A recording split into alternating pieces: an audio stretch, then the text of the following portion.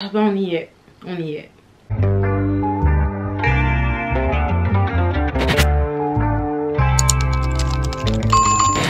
Hey, what's up guys, j'espère que vous allez tous et tous très bien. Aujourd'hui je suis super heureuse de vous retrouver parce que ça fait longtemps, mais aussi pour le film dont on va parler, que j'attendais très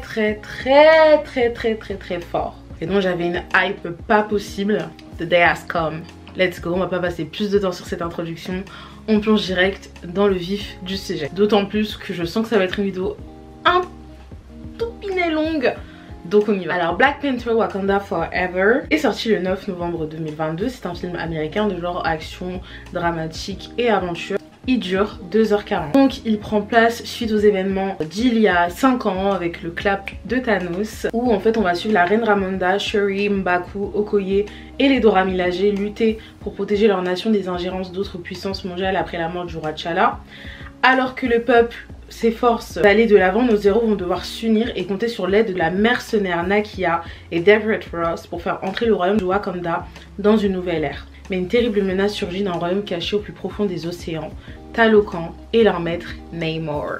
Pour commencer, c'est un film qui a été très compliqué dans toute sa production pour ceux qui ont un peu suivi ou qui sont tombés sur certains articles ou qui suivent l'actu ciné ou l'actu ciné Marvel. On l'a su très tôt. Il y avait un scénario qui était prévu qui parlait déjà de deuil comme le fait ce second volet de Black Panther, qui était en fait celui de T'Challa et la perte du temps durant les 5 ans du clap de Thanos. À ce sujet, je vais vous citer un paragraphe et je vais vous mettre le lien du site sur lequel je l'ai pris, où en fait Ryan Coogler parle au magazine Variety et Huffington Post a fait un article concernant notamment l'écriture du scénario, etc., etc. Le ton aurait été similaire, a-t-il confié aux médias spécialisés Variety, donc Ryan Coogler. Alors que la trame actuelle du film explore le deuil réel de la disparition de l'acteur et de son personnage, Black Panther, en parlant de Black Panther, devait pleurer la perte du temps, revenir après être parti pendant 5 ans. Le script du second opus devait donc se concentrer sur le retour difficile de T'Challa parmi les siens. Et je cite, un homme avec tant de responsabilités envers tant de personnes, donc le héros étant aussi le roi du Wakanda, pays fictif de l'univers Marvel, revenant après une absence forcée de 5 ans, c'est ce à quoi le film s'attaquait. Il pleurait le temps qu'il ne pouvait pas récupérer, le deuil en était une grande partie. Donc en effet, l'acteur Chadwick Boseman est mort soudainement en surprenant absolument tout le monde en 2020 d'un cancer du côlon qu'il avait gardé privé, qu'il avait dit seulement à un cercle très restreint. Et ce qui est triste, c'est de savoir qu'il ne voulait même pas savoir le scénario du second volet. Il avait donné pour excuse quand Ryan Coogler l'a appelé pour partager des idées pour ce second volet de Black Panther. Il disait qu'il voulait pas embêter les studios, donc il préférait ne rien dire, mais en fait c'était parce qu'il cachait cette maladie, donc il savait qu'il allait périr d'eux très prochainement. Et tout le film a été bouleversé, seul le chagrin et le deuil sont restés. Alors je vais mettre de toute façon un timecode à chaque fois les parties que je vais faire. Pour l'instant je vous dis tout comme ça, mais référez-vous au timecode que je vais mettre, qui est visible en fait sur la barre de lecture de ma vidéo. Là je vais vous parler plutôt d'un point de vue au niveau des sentiments, au niveau de l'émotion, un peu plus le rapport plus humain au film. J'en ai également parlé sur ma page Instagram Iskadissi, n'hésitez pas à me rejoindre, où dorénavant à chaque fois que je vois un film, ou du moins à chaque fois que je vois un film au cinéma, j'essaye de tout le temps en parler en story Instagram de façon assez rapide. Ça me permet aussi de parler de beaucoup plus de films que je ne le fais sur ma chaîne YouTube. Je disais en fait que le film selon moi il apaise, et non, je n'ai pas trouvé qu'on surfait sur la mort de Chadwick Boseman comme j'ai pu le voir sur différentes critiques, sur différents retours, même si on savait d'une certaine façon qu'il y aurait un hommage envers lui en tant que personne et non en tant que T'Challa ou personnage de l'univers Marvel. Ça allait pas être quelque chose qui allait couvrir tout le film, ça allait pas être complètement. Et au-delà de son incarnation de T'Challa et de Black Panther, comme beaucoup de super-héros, ils sont très souvent liés au rôle de super-héros qui vont jouer soit dans une franchise, soit dans un film bien précis. En plus de ça, ce qui est spécifique avec Chadwick Boseman, c'est que bon, il était déjà acteur avant ce film, il avait déjà fait des films, et il s'est fait connaître du grand public avec le personnage de T'Challa et Black Panther 2016, avec Civil War, mais on le voit très peu, vraiment du grand public avec Black Panther en 2018, et surtout pour ce qu'il a représenté en partant des personnes noires les plus jeunes aux plus âgées. Cette figure de super-héros, ce n'est pas le premier super-héros noir incarné au cinéma, mais ça l'est dans l'univers du MCU, ça l'est, excusez-moi si des fois la lumière varie, je vois qu'en fait mon focus n'est pas très bien, j'en ai déconne, sorry. J'espère que ce sera pas trop désagréable. Dans un aussi gros univers, aussi connu d'un peu plus tout le monde, parce qu'il y en a qui ont vu Blade, il y en a qui ont vu d'autres films avec des super-héros noirs, mais soit ils ont fait beaucoup de bruit à l'époque et n'ont pas eu ensuite un spotlight sur eux aussi important que Black Panther l'a eu, soit ils n'ont pas été connus du tout. Et en plus de ça, voilà, ça reste quand même MCU, donc ça reste Marvel, ça reste des films qui font de toute façon parler d'eux. Donc du coup, une popularité un peu plus importante dans tous les cas. Donc oui, je n'ai pas trouvé qu'on surfait sur sa mort. Je suis presque expéditive comme m'a dit ma soeur, parce que j'allais le regarder avec ma soeur. En fait, je me dis, bon, moi j'ai pas trouvé forcément que c'était carrément expéditif, mais c'est vrai qu'en tout cas, il y a une scène spécifique qui est très tôt dans le film. Et on se dit, ah ouais, genre c'est juste ça. Mais en fait, je me dis tant mieux, pourquoi? Parce qu'en fait, c'est un film de transition. Alors, il était très important de lui rendre hommage à lui en tant que personne, je trouve, à travers ce personnage.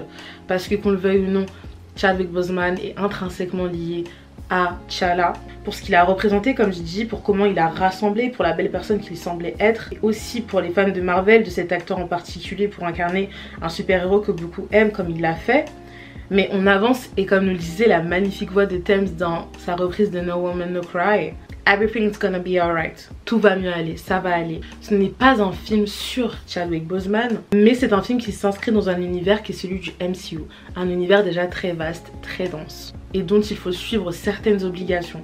Pour des raisons de cohérence, de continuité. On lui dit au revoir en fait, mais jamais vraiment. Parce qu'il a sa legacy, il a laissé son héritage. J'ai vu beaucoup de personnes dire que l'image, comme ma soeur aussi, hein, bon elle c'était pas vraiment son propos, mais en tout cas d'autres qui étaient vraiment dans le c'est pas suffisant, c'est pas suffisamment touchant, il y en a pas assez. Mais encore une fois, c'était pas un film basé sur Chadwick Boseman, sur un hommage en ne citant que T'Challa ou en ne montrant que des images de T'Challa pendant les 2h40 du film. Mais comme j'ai dit, c'est un film transitionnel, doux et doucement, même dans la façon dont il avance, mais transitionnel. On laisse les choses s'installer, on laisse toute cette partie où l'hommage à T'Challa est beaucoup plus présent, où ça va être une suite de séquences, une suite de scènes, une suite de dialogues, mais aussi on laisse place à la suite du Wakanda. Faut savoir, hein, le Wakanda était jusqu'à maintenant le seul endroit de tous les endroits qu'on avait pu voir précédemment dans le MCU depuis le début de la phase 4 où on n'avait pas vu ce qui s'est passé après le clap de Thanos. Comment en fait le Wakanda vivait ça? En plus de ça, il y a eu la mort de l'acteur, donc on n'a pas vu non plus. Donc du coup, il faut pas oublier qu'il y a une importance scénaristique et un cahier des charges qui de toute façon est obligatoirement là et doit être là. Donc c'est important aussi de commencer à poser des nouvelles bases, à poser des nouvelles choses. Et Dieu seul sait que Chadwick Boseman, encore une fois, c'était pas quelqu'un que je connais personnellement, mais c'est un acteur qui m'a touchée. Sa mort soudaine m'a touchée. Les films que j'ai regardés avec lui m'ont vraiment plu. Enfin vraiment c'est fou, et je pense que beaucoup sauront ce sentiment que j'ai, sauront de quoi je parle. Mais ça a fait mal, mais pourtant voilà, faut pas oublier que ce n'est pas un film sur lui, c'est pas un film documentaire, c'est pas un documentaire, c'est pas des archives sur lui, c'est un film où en effet l'héros principal est décédé, l'héros de ce pays est décédé, mais on va de l'avant, on va ailleurs.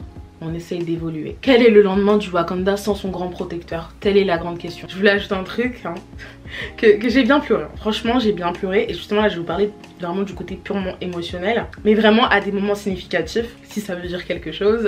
C'était d'âme, on va dire, pendant de très gros événements vraiment particuliers du film. Hein. Je me le tairai parce que c'est des spoilers tous. Qui les personnes comme moi pleureront, c'est sûr. Et en fait, le film... il a de l'émotion, ça je lui enlève pas, mais honnêtement la réalité est plus dure. En fait je m'attendais à être un peu plus mouvementée. Le film est triste, mais il y a une réalité qui l'est encore plus. En fait, encore une fois, je dissocie bien Chadwick Boseman de T'Challa en vous disant par exemple, comme j'ai dit depuis tout à l'heure, que ce n'est pas un film sur lui, etc. Mais en fait c'est tout ce qui est lié au film. C'est cette tristesse, c'est ce film en fait, mais parce qu'il est lié à une réalité qui est bel et bien réelle comme son nom l'indique, qu'il est beaucoup plus. Et toute la part fictionnelle en fait nous ramène à cette dernière constamment, à cette réalité que l'on connaît en fait, que l'on connaît en sortant de cette salle de cinéma, que l'on connaît parce que c'est arrivé en 2020, que l'on connaît et qui nous a, en fonction de nos sensibilités et nos personnes, touchées. Pour revenir à ce que je disais, moi j'ai beaucoup tendance à penser en fait à l'émotion et l'ambiance générale sur le tournage. à la pré-prod, au tournage, à la post-prod. Cette ambiance qui a dû sûrement être triste et encore en deuil. Et je suis tombée sur un article où Ryan Coogler disait ça en plus, je crois, où il disait qu'on a dû tourner alors qu'on était encore en deuil. Ryan Coogler, Kevin Feige, tout ça, tout ce monde là qui ne savait pas, et surtout Ryan Coogler, j'ai envie de dire, qui ne savait pas s'il fallait faire un Black Panther 2 ou non. Est-ce qu'il fallait recast le personnage du Black Panther. Aux acteurs qui, quand ils pleurent T'Challa dans une séquence d'un film, quand ils parlent de lui, et ben on sait que c'est vraiment les acteurs qui le pleurent et non pas les personnages fictifs. Cette image de Shuri que je ne vous spoil pas puisqu'elle est présente dans les, je crois que c'est dans les 2 trailers mais je suis pas sûre, en tout cas dans les teasers, où tu la vois pleurer sur une plage, où tu la vois mal, etc. Tu sais que c'est Letitia Wright qui pleure. Plein de séquences comme ça, même pour ça il faut voir le film, et même dans des dialogues, tu sens que oui c'est un script, c'est un scénario qui a été écrit, mais que c'est tellement aussi en phase avec la réalité, parce qu'en plus les acteurs et actrices de Black Panther étaient amis dans la vraie vie. Si vous allez sur les réseaux de Michael B. Jordan, sur son Instagram, il me semble, il est en photo de profil avec Chadwick Boseman, et je crois qu'en plus ça fait longtemps. Lupita Nyong'o, il me semble que c'est depuis sa mort qu'elle est en photo de profil. Enfin bref, c'est des actes comme ça anodins qui nous extérieurement, vu qu'on ne les connaît pas, on voit ça, tu vois, on se dit ça les touché très fortement, mais eux, pour avoir partagé des moments si mémorables sur un plateau de tournage, etc., ça a dû être tellement dur. Et ouais, c'est leur ami dans la vraie vie, donc ça touche for real, tu vois. Même des acteurs, actrices, des personnes qui ont travaillé sur un projet, le temps même juste d'un film, créer des liens comme ça, et ça fait mal quand tu vois que une personne s'en est allée en fait. Ouais, c'est ça, on sent un film lourd au sens propre, mais c'est vrai que moi, en fait, j'ai été tellement touchée par toute la promo, par l'éphéméride qui sort, pardon, par le teaser avec la voix de Thames, Kendrick Lamar, le mixage, par l'annonce de sa mort et voir tous les acteurs, actrices de Marvel, hors Marvel, sa femme, tout ça, Chadwick Boseman, réagir. C'est vraiment ça qui m'a le plus impacté, la réalité en fait, que quand je suis allée voir la fiction, j'étais déjà tellement, mon cœur était déjà touché que oui, j'ai été triste pendant le film, mais c'est surtout l'extérieur qui m'a le plus attristé. Ensuite, pour parler du film, le film il met en parallèle ces 2 peuples, Wakanda et Talokan, et ce dès l'affiche du film, où les 2 sont mis en opposition. Tous les 2 ont été asservis. On parle aussi de colonisation, de puissance mondiale qui profitent de leur statut, de génocide. Un propos très politique qui va déplaire à beaucoup et qui a déjà déplaire à beaucoup. Quand je vois ça, je rigole, I literally laugh. Mais oui, qui va déplaire à beaucoup. Et même je trouve le 1 était déjà politique, très clairement. Que ce soit implicitement ou explicitement, le 1 était politique, mais je trouve que le 2 va encore plus loin dans cet aspect-là. En tout cas, en termes d'explicite, on y va direct. Et on n'attend pas 2 heures sur 2h40 de film pour le faire, on le fait dès le départ. Et ouais, ces 2 peuples ont finalement une histoire si différente, mais si similaire. On ne peut que faire le lien avec la réalité. D'un côté, on a la représentation au cinéma, dans un blockbuster et dans un film de grand public. La culture méso-américaine, on la voit être importante en fait, on la voit être représentée. Vous connaissez mon opinion sur la représentation et combien selon moi c'est très important. Concernant Namor et son peuple, un élément intéressant que je trouve important de vous citer, Tenoch Huerta, je crois que je le dis bien, sinon corrigez-moi s'il vous plaît. C'est donc un acteur mexicain d'origine autochtone, interprétant donc Namor, l'antagoniste. Il loue également la décision de Coogler et du MCU de modeler Namor et son peuple d'après la culture méso-américaine autochtone, contrairement aux comics où le royaume de Namor est le très connu inspiré romano-grec royaume Atlantis. Et je vous cite l'acteur: c'était une décision fantastique et je pense que c'est le moment idéal pour en parler. Presque tout le monde au Mexique a des racines indigènes ou africaines, c'est une question de culture, vous savez, donc embrasser ses racines et honorer ses 2 sources, les principales sources en Amérique latine qui sont les racines africaines et indigènes, est vraiment important. De plus, Tenoch, c'est un acteur qui est très engagé, qui a parlé et parle des problématiques concernant le racisme et le colorisme au Mexique, dont lui-même pour le dernier, donc le colorisme, a fait face au Mexique et d'ailleurs même actuellement fait face par rapport à certains Mexicains qui tiennent des propos coloristes. Pour ceux qui ne savent pas ce qu'est le colorisme, j'en ai parlé 10 millions de fois. Je vous redirige vers cette vidéo qui date là ou là du colorisme et c'est vraiment, elle était vraiment super cette vidéo, donc n'hésitez pas à aller voir. En gros c'est une discrimination, si vraiment je vulgarise le truc, basée sur la teinte de peau. Vous laissez entendre qu'être foncé c'est moins bien et que en fait être foncé c'est lié à la pauvreté, au fait d'être sale, au fait de... bref, tout l'inverse de la beauté que peut être une personne plus claire de peau, etc. etc. Donc c'est vraiment de la vulgarisation à fond, c'est pas aussi simple. Donc si vous ne voulez pas voir ma vidéo, au moins googlez le terme. Ne vous arrêtez peut-être pas à Wikipédia, regardez certains exemples et vous comprendrez mieux que voilà. Donc le colorisme en lui-même a fait face, et certains de ses confrères mexicains. Et je vous laisse plusieurs liens en fait pour regarder ça parce que c'est super intéressant. C'est vrai que moi je connais énormément de témoignages de personnes noires concernant le colorisme, mais j'en connais certains concernant certaines autres communautés.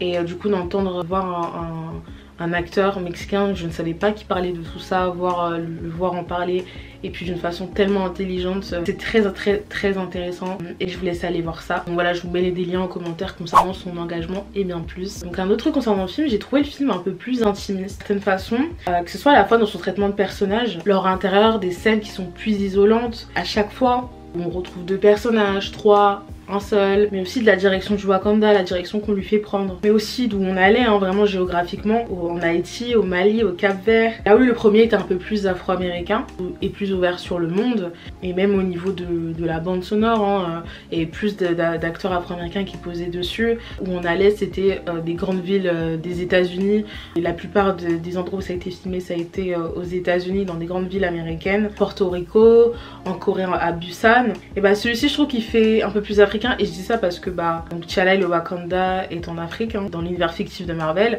c'est un super héros africain et non afro-américain.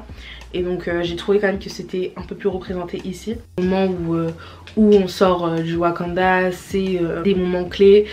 C'est quand on est plutôt du côté d'Everett Ross aux États-Unis. Donc c'est un peu plus des choses plus anecdotique on va dire, et avec comme dit plutôt des origines mexicaines qu'on a intégrées au film à travers Namor et son peuple, avec des racines qui sont très fortement africaine, comme il a dit lui-même plus tôt. Les musiques de composition de Ludwig Göransson, qui a aussi travaillé sur le premier Black Panther il me semble, hein, sont simplement magiques. Je repense à cette séquence dont je ne parlerai pas parce que c'est aussi une séquence spoiler, où en fait t'entends les sonorités on va dire plus africaines du Wakanda et les sonorités plus latines de Talocan qui font un mix comme ça. J'ai trouvé ça m'a marqué vraiment.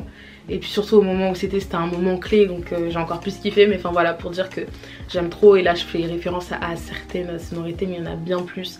Et vraiment je trouve que c'est un compositeur quali de fou.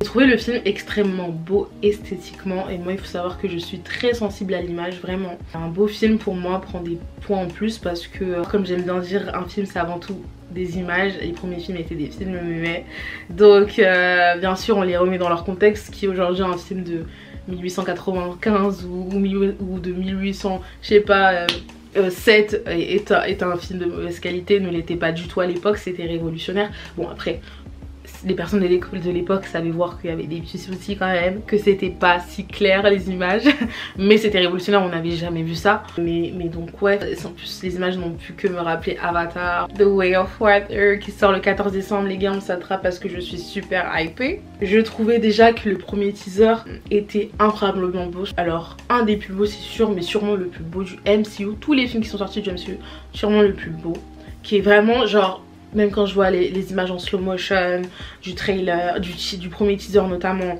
etc. C'était juste magnifique. Avec des tons, une direction artistique très pointilleuse. Et j'ai vu ce qu'on m'a vendu dans le teaser.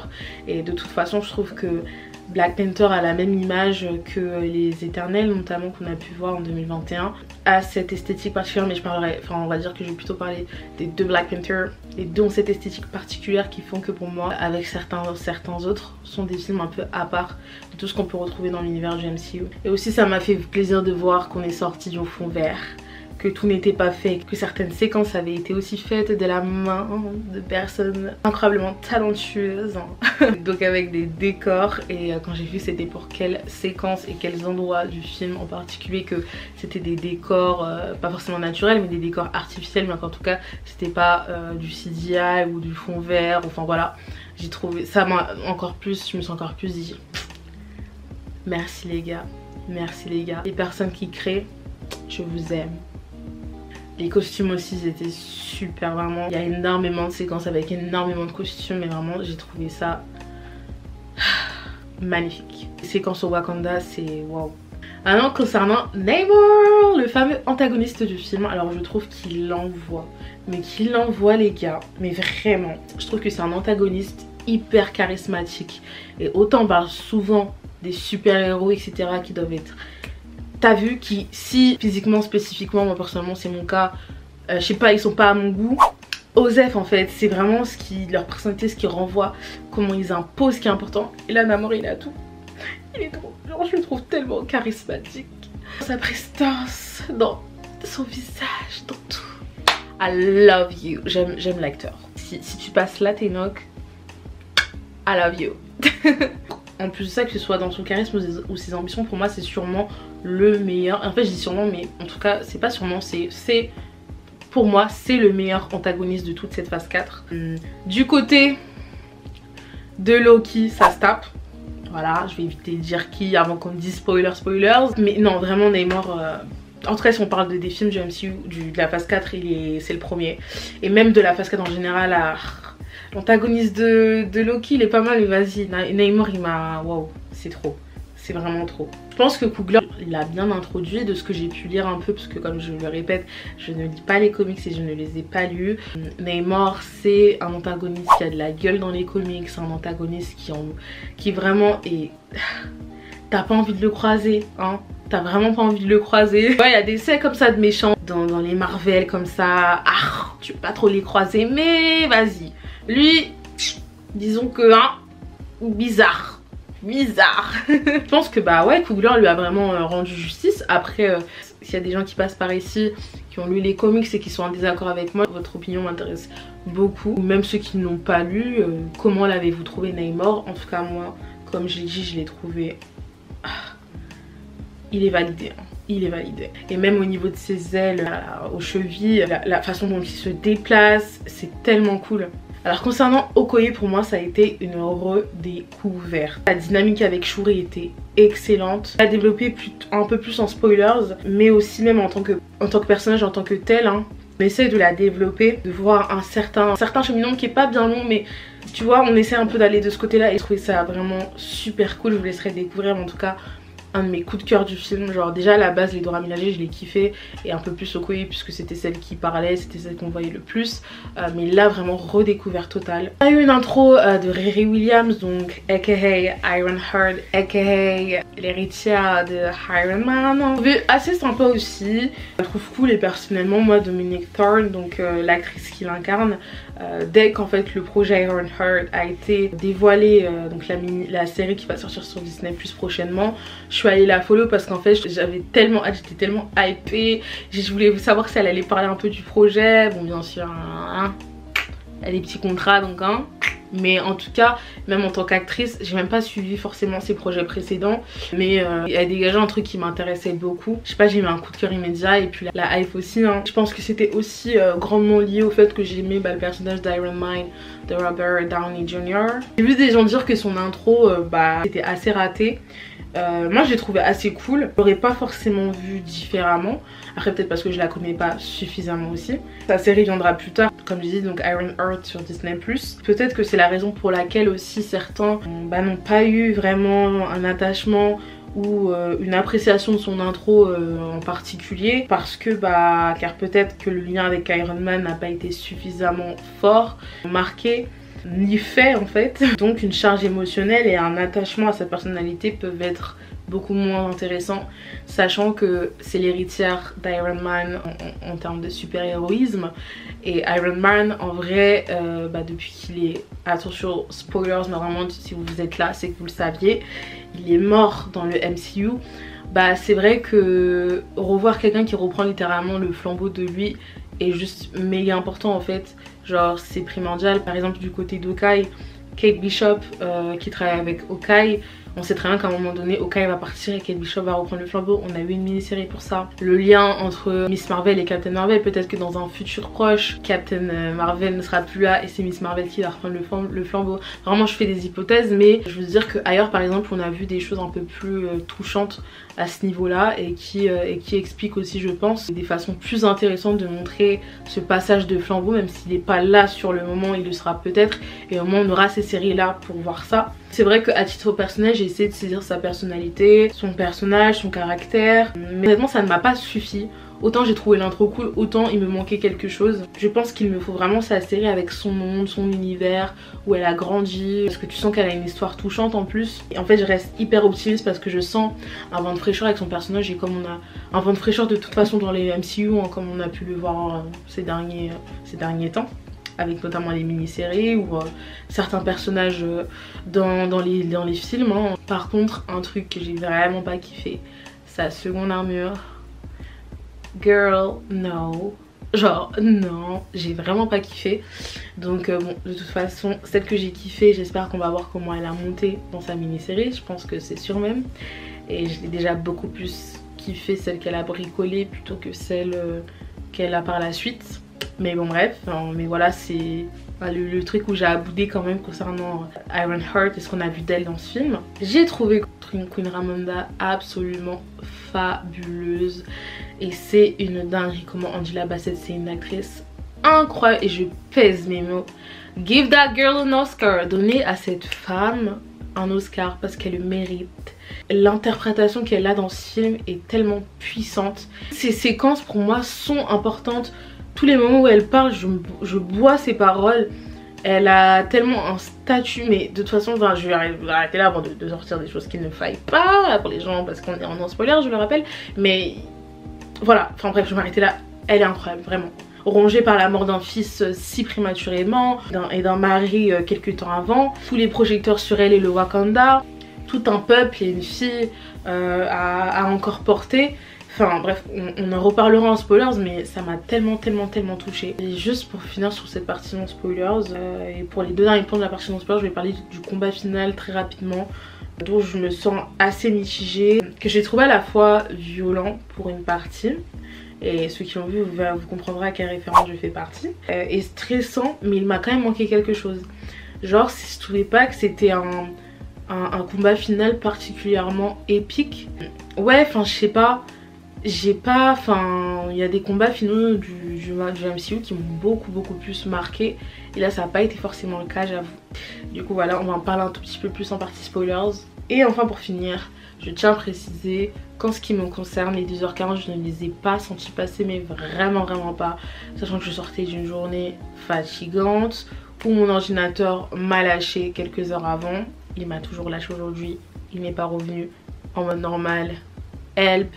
Ouvrez une cagnotte, mes courrissons. Le film prend son temps, certes, en même temps 2h40, heureusement, mais c'est pas une critique négative. Donc voilà, je vais m'arrêter là pour la partie sans spoilers, donc vous l'aurez compris, malgré quelques défauts, Black Panther Wakanda Forever est un film que j'ai quand même apprécié, quand même plutôt bien apprécié, quand même plutôt pas mal apprécié. C'est pas un film sur mon opinion sur la phase 4, mais sachez qu'il est dans mon top 3, il n'est pas premier, mais si vous voulez savoir il est combienième, peut-être je ferai une vidéo, peut-être pas parce que t'as vu les examens ils arrivent. Donc regardez dans mon highlight film sur Instagram, je l'ai dit.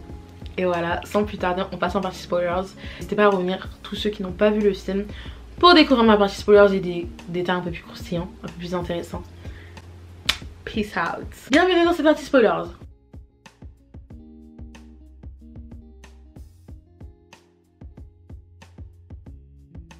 Pour revenir sur Namor et ses intentions, je vais citer une autre source. Huerta, donc l'acteur, est bien conscient des défis que représente le fait d'incarner un personnage qui s'oppose à une chose aussi chère que le Wakanda.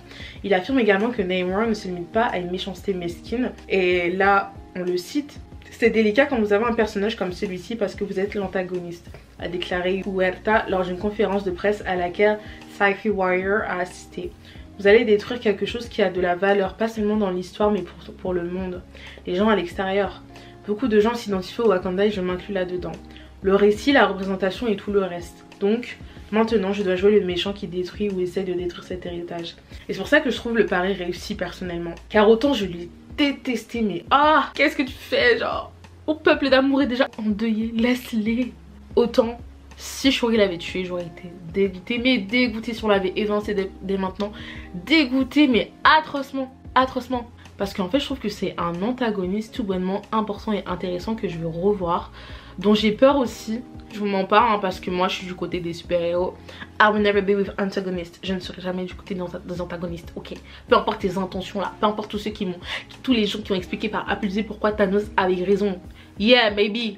Mais je ne serai jamais d'accord avec. Tu vas tuer des gens que j'aime. Et ben en fait c'est tellement plus complexe qu'un méchant, j'ai envie de dire, qui veut juste détruire le monde terrien. Et ça fait mal car on est encore dans une ambiance de deuil en fait hein, comme je disais avant même de regarder le film, d'une tristesse, d'un manque. Et quand Queen Ramonda meurt, ça fait d'autant plus mal car on essaie d'aller mieux en fait. Au moment du film on essaie d'aller mieux. On essaye de sortir la tête de l'eau, même s'il y a la menace qui est là, et ben on essaye de se développer, d'aller mieux. Donc quand j'ai dit on essaie de sortir la tête de l'eau, sans mauvais jeu de mots. Et c'est un coup de massue en plus. Et puis j'ai pas l'impression qu'elle soit partie en paix aussi. Et ça aussi ça m'a beaucoup touchée, j'en parlais justement avec ma soeur après avoir vu le film. Juste qu'elle est partie en enchaînant des épreuves hyper difficiles et sa seule famille de sang qui lui restait, donc sa fille, elles étaient un peu en désaccord. Et pareil en fait, avoir une Shuri en détresse, perdre sa mère mais aussi comme j'ai dit en désaccord avec elle, fait en fait 10 000 fois plus mal. J'aurais grave kiffé que par exemple Queen Ramonda elle meurt après que Shuri ait repris le flambeau de Black Panther. Au niveau de l'apaisement même, de partir en paix, ça aurait été mieux. Mais après en tout cas dans la culture wakandaise, on ne meurt jamais vraiment. Les ancêtres sont avec nous, les morts sont avec nous, ils sont là, ils nous sentent, ils régissent notre quotidien. Donc voilà, c'était pas comme elle a dit à un moment donné dans le film, la mort n'est pas une fin en soi. Et en plus je trouve que ça a appuyé tellement le caractère en fait sans pitié et mon peuple avant tout de Namor, mais genre vraiment. Et ouais je trouve que même le fait que juste il fait les choses pour son peuple avant le rend déjà pour moi un antagoniste un peu plus complexe, parce que en fait disons que les autres antagonistes, et peut-être que j'en oublie certains, j'ai pas en tête tout le monde, ils ont vraiment cette idée là de détruire l'humanité parce que dans leur passé ils ont vécu des choses compliquées mais pas forcément liées à un peuple. Genre ça je me rappelle de ça avec Thanos, et encore franchement j'ai même pas relu dessus donc peut-être que je dis grave de la merde, mais en tout cas ça m'a pas autant marqué que Namor. Genre je trouve justement, donc c'est pour conclure sur ça, que je trouve que Namor, si même il montre son peuple à Shuri, tu vois que c'est un peuple finalement qui est juste en paix, qu'on veut qu'on lui foute la paix, et genre je me dis mais c'est pas l'antagoniste méchant de base, tu vois, genre peut-être que je me trompe mais vous savez quoi, fuck it. En tout cas sachez que c'est celui qui m'a le plus marqué, et même pour les liens que les deux peuples peuvent avoir comme j'ai dit et tout, je trouve que ouais c'est grave plus intéressant. En parlant de Shuri, donc pour moi je le dis déjà ça aurait été évident que ce soit la future Black Panther, mais évident. J'ai eu quelques hésitations quelques mois avant le film, mais ça a été très vite confirmé après dans mon esprit que ça allait être la prochaine. Et tous les gens qui voulaient Killmonger en Black Panther, qui est interprété par Michael B. Jordan, carrément je ne vous comprends pas, genre je ne vous comprends pas, parce que encore dans ce film, avec cette séquence qui nous a absolument tous choqués, et d'ailleurs j'ai trop la haine parce que au moment où il apparaît, j'étais aux toilettes, donc ça veut dire que je suis arrivée en plein moment, et là je vois Michael B. Jordan sur la télé, je me dis mais qu'est-ce qui passe, qu'est-ce qui se passe, genre j'ai raté. Ma soeur m'a dit qu'apparemment tout le monde a fait et tout, genre j'ai raté en fait. Bref, on nous le reconfirme encore ici que ouais Killmonger, et que en fait si demain il avait eu Wakanda en main, girl, les cendres en fait, il emmènerait le Wakanda à sa perte la plus totale. C'est pas un chef qui amènerait le Wakanda la paix vers le Wakanda, ou en tout cas une atmosphère plutôt dirigée par la bienveillance, sphère où les Wakandais peuvent vivre sans avoir le cœur qui peut sauter à tout moment, où ils ont le cœur un minimum apaisé, tu vois, où ils ont des ententes, parce que le Wakanda, on l'a bien vu dans ce film, est un pays isolé, mais ça reste un pays qui siège à l'ONU, qui a certains accords, et tu peux pas juste les briser comme ça, parce que autant le Wakanda est très fort, autant si tout le reste du monde se retourne contre le Wakanda, it's over. En fait le Vibranium ne va pas tous nous sauver en fait, yeah. Donc ouais ça colle juste pas. Plus si on parle côté comics, à un moment donné Shuri reprend le flambeau. Dans le volume 5.5, Namor a demandé à T'Challa de les rejoindre dans un combat.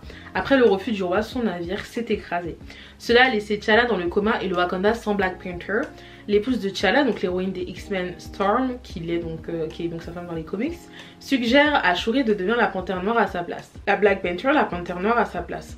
Cela a beaucoup de sens car T'Challa entraîne depuis longtemps sa soeur à prendre sa place. Mais quand Shuri rend visite à la déesse Panthère, elle refuse de la laisser prendre le manteau, le flambeau de Black Panther, affirmant qu'elle est trop arrogante. Malgré ce rejet de Shuri, elle lui permet de vivre, cela va à l'encontre de tout ce que les Wakandais attendent. Alors Shuri décide que c'est parce qu'elle a encore un objectif plus grand. Avec son frère dans le coma, Storm in Limbo, essayant de le récupérer, et le maléfique Morlun ou Morlun empiétant sur son pays, elle enfile le costume de Black Panther et sort pour protéger son peuple. Je vais mettre la source de cela en commentaire. Donc dans une mesure différente, donc ici la mort de T'Challa, cela fait sens. Surtout qu'ici ce n'est pas Morlun ou Morlun, sorry, mais Namor qui va empiéter sur le pays et le menacer très gravement. Et puis même avec son cheminement, cela fait sens. En technologie c'est une boss. Pour concevoir l'armure de Black Panther, c'est intéressant. Il y a tout un côté technologique dans le Wakanda qui est aussi connu pour ça, donc super intéressant de avoir elle, la scientifique vraiment qui est là pour construire ce costume, et en plus de ça pour elle, mais aussi pour ce qu'elle porte maintenant sur son dos avec la mort de sa mère. Cette place entre tradition ancestrale et technologie, et d'ailleurs je trouve que ça a été un propos très intéressant dans le film. Je sais pas trop comment l'identifier, en tout cas moi j'ai trouvé personnellement, sans aller plus loin que ça, qu'elle représente aussi d'une certaine façon une certaine charge que des jeunes peuvent connaître dans la vie, et je parle même dans la vie réelle, hein. Même quand jusqu'au bout elle refuse le combat contre M'Baku en fait pour le Black Panther. Toute cette question ancestrale, nouveauté, croyance, pas croyance, oui, c'est très intéressant de l'amener avec le personnage de Shuri en fait. Elle qui en fait dans la vraie vie très grossièrement, mais selon mes points de vue, on pourrait dire qu'elle est rationnelle, et d'un côté il y a l'irrationalité. Et puis qui se met en tenue tradie pour les deuils, pour les cérémonies, tout ça, puis en fait qui se ressort très vite de ça, qui y croit pas trop, enfin voilà. Et en fait j'ai eu une discussion avec ma soeur concernant le Black Panther qui est censé se révéler à toi. Et moi je disais qu'en fait je trouve que c'est les deux à la fois, tu dois te révéler au Black Panther comme le Black Panther doit se révéler à toi. C'est pour ça que ça bloquait en fait, parce que au final elle a le Black Panther, mais en fait c'était pas les intentions n'étaient pas les bonnes, et en fait à un moment donné ça aurait pas du tout matché en fait. Elle serait tombée à sa perte, elle serait sûrement morte. Et justement d'avoir vu, ma soeur disait que c'est plutôt le Black Panther qui se révèle à toi et pas l'inverse. Moi je trouve que c'est les deux, mais c'est vrai que c'est surtout le Black Panther qui doit se révéler à toi. Et d'avoir vu Killmonger, pour moi c'est pas anodin, lui qui régit et rongé par la violence qui lui a mené à sa perte. Et c'est quand elle comprend qui elle est et qu'elle voit sa mère là qui lui dit quelque chose comme montre-lui qui tu es vraiment quand elle est sur le point de tuer Namor, que le rôle de Black Panther lui appartient vraiment. Elle n'était pas motivée par les bonnes intentions, et donc rien de bon ne sortait de ce statut qui était bien trop important. Ou voilà, même à ce niveau là il y a un cheminement intéressant, et je trouve justement, dites moi ce que vous en pensez, mais le fait que ce soit pas énormément développé, je trouve que ça concordonne, parce que encore une fois c'est un film qui laisse aussi transfert Black Panther, notre Chadwick Boseman, on lui laisse aussi sa part où on lui dit au revoir, et on évolue tout doucement sur une nouvelle Black Panther qui est donc Shuri. Et en fait ça se développera dans les futurs Marvel. Dans les futurs Marvel on verra plus qui elle est, on verra plus ses intentions. Il fallait aussi laisser la place aux deux en fait, on pouvait pas juste avoir un deuil de 3 minutes sur le Black Panther de T'Challa, plus jamais en parler et revenir et tomber en fait sur le Black Panther de Shuri, c'est pas possible. Personnellement j'ai été convaincue par Shuri en Black Panther, et j'ai super hâte de voir ce que ça va donner avec les autres personnages du MCU et avec les Avengers. Okoye qui perd son statut de Dora Milaje, ça m'a fait mal au cœur. Et mais genre for real, marry me please, genre t'es trop belle Danai Gurira, actrice que je suis déjà depuis des années du côté de The Walking Dead. Elle est tout le temps badass cette femme, c'est incroyable, je t'aime, tu es incroyable, ok. On la développe, ça m'a beaucoup plu parce qu'on sort de leur unique rôle de protectrice en fait du royaume et du roi ou de la reine, pour montrer leurs sentiments, leur profondeur.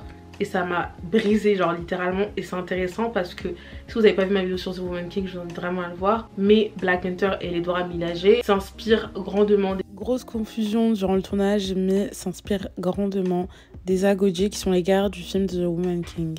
Donc celle qu'on voit dans le film. Et justement The Woman King avait toute cette importance où les sentiments amoureux il n'y a pas, tes sentiments il n'y a pas. J'ai cette phrase de Viola Davis qui dit à Nawi, un des personnages du film, tu dois tuer tes larmes, on se bat ou on meurt, enfin vraiment il n'y a pas de juste milieu. Et là je trouve ça important qu'on voit un peu plus dans ça là. qu'on va un peu plus gratter dans ça. Pas forcément beaucoup comme j'ai dit, hein, en vrai c'est léger, mais on le fait quand même. Totalement badass pour le coup, et coup de cœur sur Michaela Coel, j'avais tellement hâte de la voir dans ce film. Michaela Coel qui est une actrice que je kiffe. Je vous invite vraiment à voir Chewing Gum et I May Destroy You, dont j'avais fait un petit post pour les séries que je trouve un peu trop sous-cotées sur mon autre page Films Saraland, que j'ai abandonné au passage. Donc super contente de l'avoir retrouvée ici, même si elle a un rôle plutôt secondaire. Badass as fuck, je t'aime. Mon ordinateur s'est éteint, je vais finir cette vidéo via mon téléphone, en espérant que le son est pas trop merdique, la qualité vidéo non plus. Normalement ça devrait aller de ce côté là. Un point sur Nakia, interprété par Lupita Nyong'o, que je veux aussi te marier à Want You. L'avoir plus tard dans le film en fait est touchant en fait, ne pas l'avoir dès le début, parce qu'en fait ça m'a vraiment cette rupture qu'il y a eu dans le Wakanda, ce deuil, ça accentue le fait que ce peuple n'empêche en fait de toutes les façons été affaibli à un moment donné ou l'autre, a eu des pertes, a vécu des moments très douloureux. On comprend via une conversation avec Okoye que Nakia est partie sans rien dire à personne, hein. Elle devait juste s'en aller, c'était beaucoup trop pour elle. L'Haïti lui va trop bien. Et encore une fois, c'est une espionne de qualitada, c'est genre vraiment la meilleure. Nakia, no one can defeat you. Fait qu'on sache que T'Challa a vu son fils, que Queen Ramonda a vu son petit-fils, c'est beaucoup trop touchant, genre vous voulez m'achever, genre littéralement c'est le but. De toute façon son héritage à T'Challa était présent, puisque après la mort de Queen Ramonda, il y a Shuri qui je pense va être là encore un long moment et qui est donc sa sœur, donc il y a une sorte d'héritage en soi. Mais disons qu'avoir un fils ou une fille est beaucoup plus symbolique, car c'est directement sa descendance, et c'est touchant de savoir qu'il a réellement laissé sa trace sur terre. Au final j'avais dit à ma soeur, mais purée, pourquoi ils n'ont pas foutu un bébé dans son ventre? Et même quand j'avais vu le premier teaser, sachant que je ne connaissais pas l'antagoniste qui est Namor, je connaissais pas le peuple et tout, je me suis dit mais c'est qui? J'étais en mode, est-ce Lupita enceinte?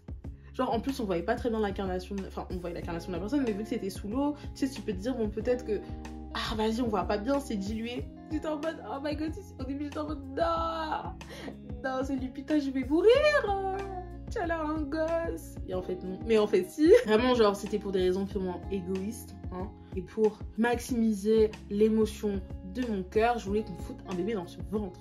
Et on l'a fait, on m'a juste pas averti. Et ça m'a pris vraiment au dernier moment, vu que c'est la scène du coup post-générique. D'ailleurs, j'ai beaucoup aimé le fait que cette scène post-générique qui conclut cette phase 4 est à la fois introduisante et à la fois une scène d'introduction, mais on en parle un peu plus tard, selon les rumeurs, et ce qui paraît logique. Aussi, juste une scène de la continuité de ce qu'on a vu avant les crédits, en fait, et qui est juste, encore une fois, conclure de façon un peu plus intime aussi, avec Shuri toujours sur cette plage et seule, qui vient de brûler les habits après l'enterrement de Queen Ramonda. C'est vraiment trop dur. Et donc ouais, pendant les crédits avant la scène post-générique, je parlais avec ma soeur comme quoi, comme je vous ai dit avant dans mon avis, que je trouvais que finalement le film m'avait touché, mais que j'avoue que je trouvais que l'émotion résidait plus dans la promo du film et l'avant du film, et là t'as cette scène post-générique qui ferme ma gueule. Bon en vrai je le pense toujours, mais la scène post-générique, après que j'ai pleuré 2 fois ou 3 fois auparavant, m'a fait pleurer une 4e fois, je me suis dit gros, ok, la promo t'a plus touché, mais ça aussi. Mais vraiment, dès que j'ai vu le flou sur elle et ce petit garçon qu'elle tient la main, qui avance, c'était évident. Moi j'ai dit à ma soeur que j'ai su à ce moment-là. Elle n'avait pas capté au départ. Elle, en fait, en sortant, elle a dit ah, donc c'est ça que du coup Queen Ramonda voulait lui dire quand elles sont allées brûler les vêtements de T'Challa de façon très isolée, toutes les deux, là, le soir même, quand elle a dit je dois te dire quelque chose à Shuri.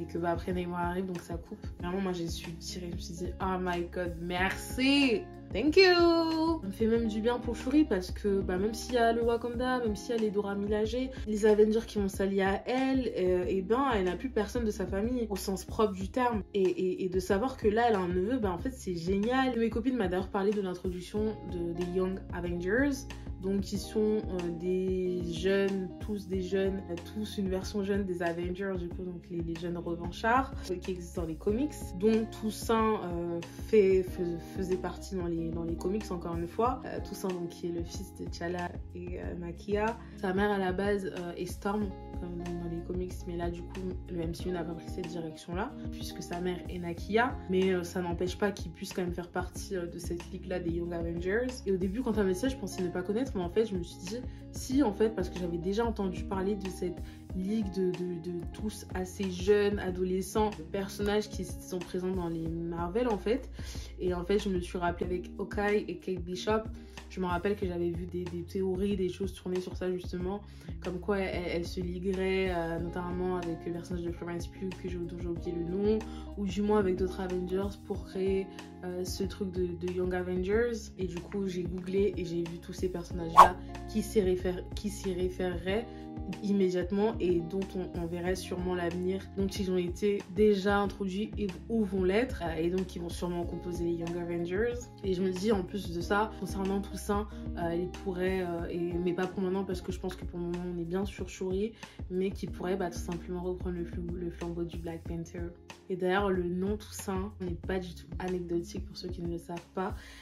Il fait directement référence à Toussaint Louverture, grande figure de la révolution de l'Haïti entre 1791 et 1804, qui a mené à la naissance de l'Haïti et son indépendance. Et de donner ces noms alors qu'ils sont en Haïti, d'avoir cette conversation, et ça m'a fait sourire et ça a amené encore plus de dramaturgie à ce moment. Du coup voilà, je vais m'arrêter là en espérant que la vidéo vous a plu. Je suis désolée, je suis un peu slower, je suis un peu plus lente sur cette fin de vidéo parce que dans 15 minutes il est 3h. Demain c'est la fin du week-end et que j'ai envie de crever parce que ce week-end a été fatigant comme tous mes week-ends depuis la rentrée. Mais bon, je pense que c'est le cas d'un peu tout le monde ici. Force à nous. Voilà, en tout cas c'est fait. C'est un film que j'attendais beaucoup. C'est un film qui m'a en soi conquise. J'irai le revoir. Voilà, en tout cas moi je peux que vous conseiller d'aller le voir. Il y a eu des retours de tout le monde et n'importe qui, donc allez le voir, c'est le meilleur que je puisse vous dire juste maintenant. Et voilà, je vous laisse là. Peace out. N'hésitez pas à me rejoindre sur mes réseaux sociaux, me follow ici sur YouTube, à donner la ce fort. Franchement on est à 1000 abonnés et 1000, entre environ 1050 1500 abonnés depuis avril on est 1000. Et donc depuis du coup, avril à maintenant j'ai eu des abonnés, ensuite d'autres qui sont partis. Du coup je gravite autour de 1050, presque 1060. Donc ça me ferait super plaisir si ici il y a des gens qui regardent certaines de mes vidéos qui vous ont peut-être plu et vous n'êtes pas abonnés. Genre s'il vous plaît, je demande rarement à part dire abonnez-vous si vous avez kiffé. Genre si vous kiffez, abonnez-vous, je vous promets que ça fait super plaisir. Des fois t'es là, t'es en down, t'ouvres YouTube Studio où tu peux voir un peu tous les trucs quand t'es youtubeur, youtubeuse au niveau de ta chaîne et ce qui s'y passe, et tu vois genre là une personne en plus abonnée. Tu dis purée je compte.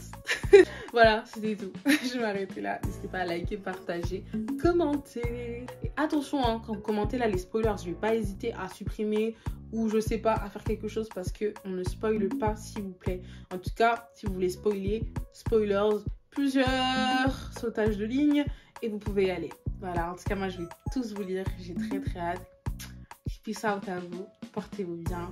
Et bonne journée, bonne soirée, bonne semaine, bonne matinée, bon après-midi, bonne nuit, bon anniversaire, jour férié, bon jour de grève. Peace out.